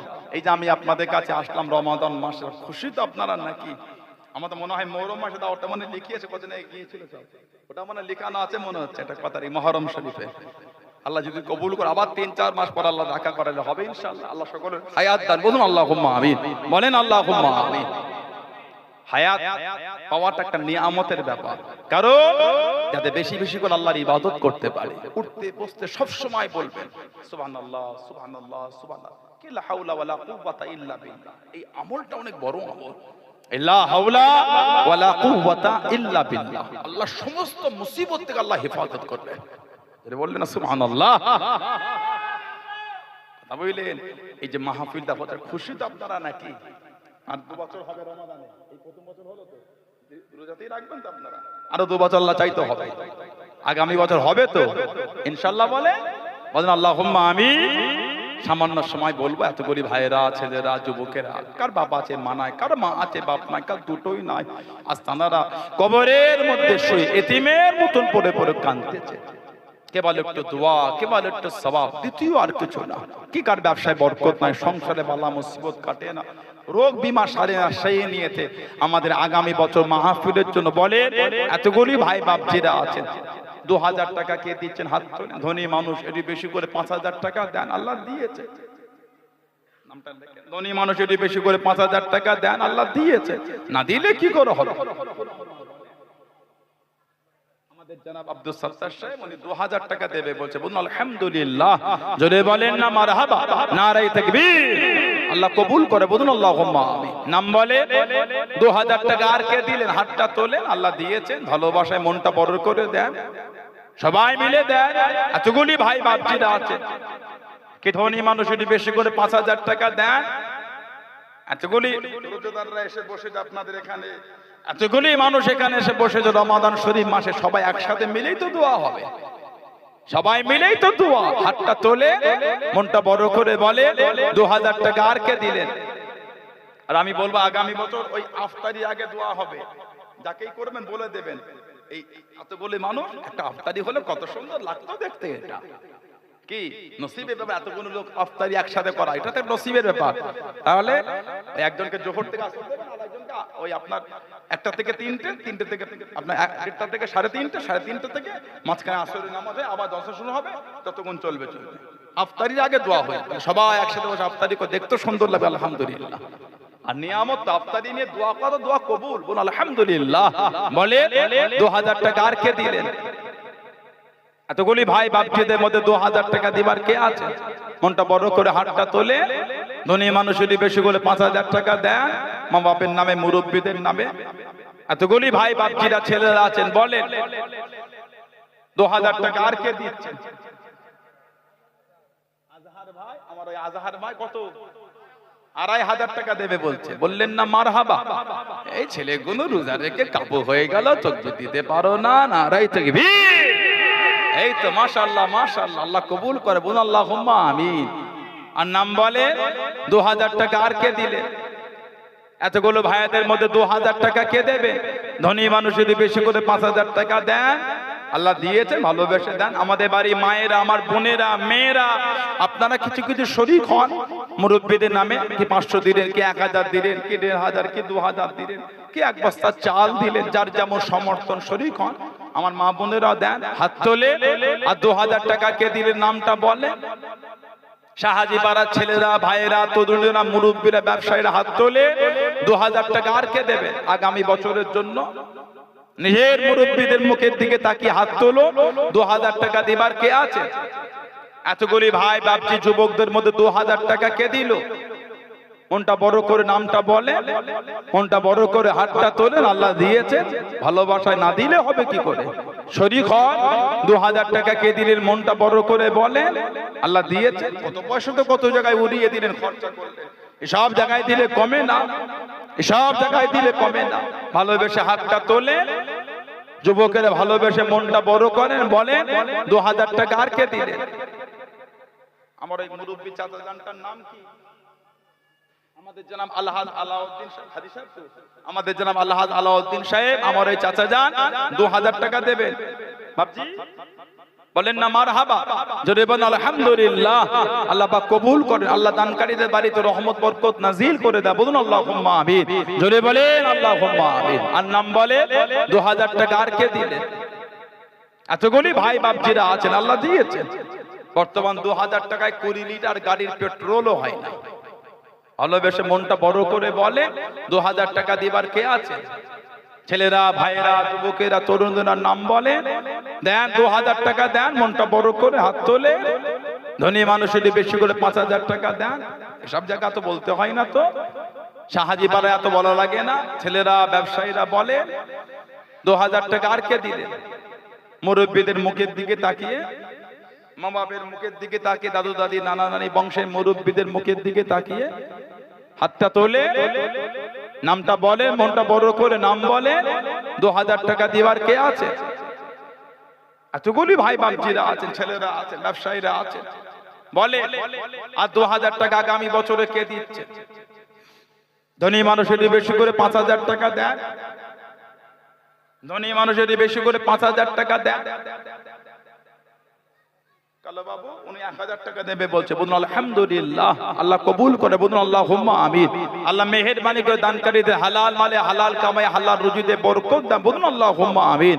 আল্লাহ পাক মেহেরবানি করে দানকারীদের বংশে মায়ে মুরব্বীদের কবরটা জান্নাতের টুকরা করে দেয়। বলুন আল্লাহুম্মা আমিন।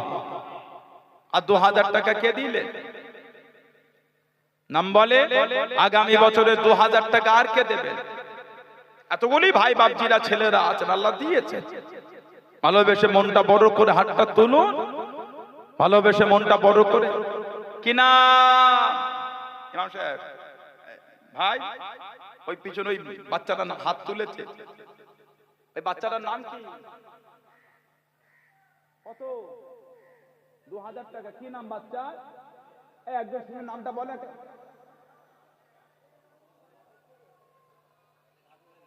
বাবর আলী। বাচ্চার নাম কি? বাবর আলী।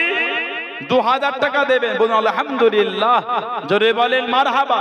আল্লাহ কবুল করে। বলুন আল্লাহুম্মা আমিন।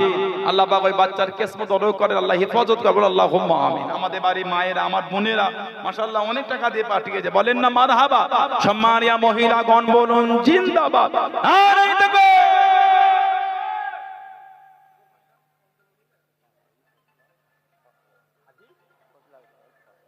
জনাব আলহাজ খসরু সাহেব 5000 টাকা দেবে বলেছে। মারহাবা বললেন না? জোরে হলো না মারহাবা? সম্মানীয় হাজি সাহেব বলুন জিন্দাবাদ। আল্লাহ কবুল করে। বলুন আল্লাহুম্মা আমিন। সম্মানীয় দাতাগণ বলেন জিন্দাবাদ। নারে তাকবীর। আর একজন অন্ধ মহিলা, আজ অন্ধ মহিলার দোয়াতে 1000 টাকা নগদে দিই। আল্লাহ কবুল করে, আল্লাহ ওনাকে হেফাজত করেন, আল্লাহ ওনাকে সমস্ত মুসিবত থেকে রক্ষা করুন। আল্লাহুম্মা আমিন। একটা চেয়ার নেই, উপরে উঠে কষ্ট হবে তো। চেয়ার দেন না বাবা, আরে চেয়ার দেন, নিচে দেন। ওখানে কষ্ট, মুরব্বী মানুষ, উঠতে কষ্ট হবে। চেয়ার দেন বাবা, উপরে উঠবেন, আসবেন উপরে। আরে তাহলে এখানে চেয়ারটা উপরে দেন, নিচে বসতে কষ্ট হয় বাবা। মুরব্বী মানুষ। আমাদের এই মাহফিল কমিটির ছেলেরা, আমাদের বাড়ির ভাইয়েরা 12 জন মিলে মাহমুদুল শাহাজি, আলম শাহাজি, মাহিদুল্লাহ শাহাজি, আমিনুর শাহাজি, মফিজ শাহাজি, শফিকুল শাহজি, আব্দুল কাইয়ুম শাহজি, উজ্জ্বল শাহজি, আরিফ শাহজি, আসিক শাহজি, সানু শাহজি, সজল শাহজি, এই 12 জন মিলে আগামী বছর মাহফিলে মেহমানদের মেহমানদারির জন্য একটা বড় পাড়া বড়টা লেখে নিতে দে। আমি বড়টা লেখে না, এতজন ছেলে বড় পাড়া না দিলে কি করাবে? আমি বড়টা জুড়িয়ে দিলে বেশ না, বড়টা লেখে না। 12 জন ছেলে ছোট পাড়া দিলে কি হবে? 12 জন ছেলে বড় পাড়া দেবে, 12 জন মিলে আরে বড় পাড়া গুরু দেবে বলছে। মারহাবা বললেন না? একটু রোজা থেকে খুশি খুশি ভাবা হবে, হাসবে, একটু তকবীর দিতে পারো না? নারাই তাকবীর। আমার 12 জন কমিটির ভাই বলুন জিন্দাবাদ। আল্লাহ আমাদের কিসমত বড় করে, আল্লাহ আমাদের বাড়িতে রহমত বরকত নাজিল করে, বলুন আল্লাহুম্মা আমিন।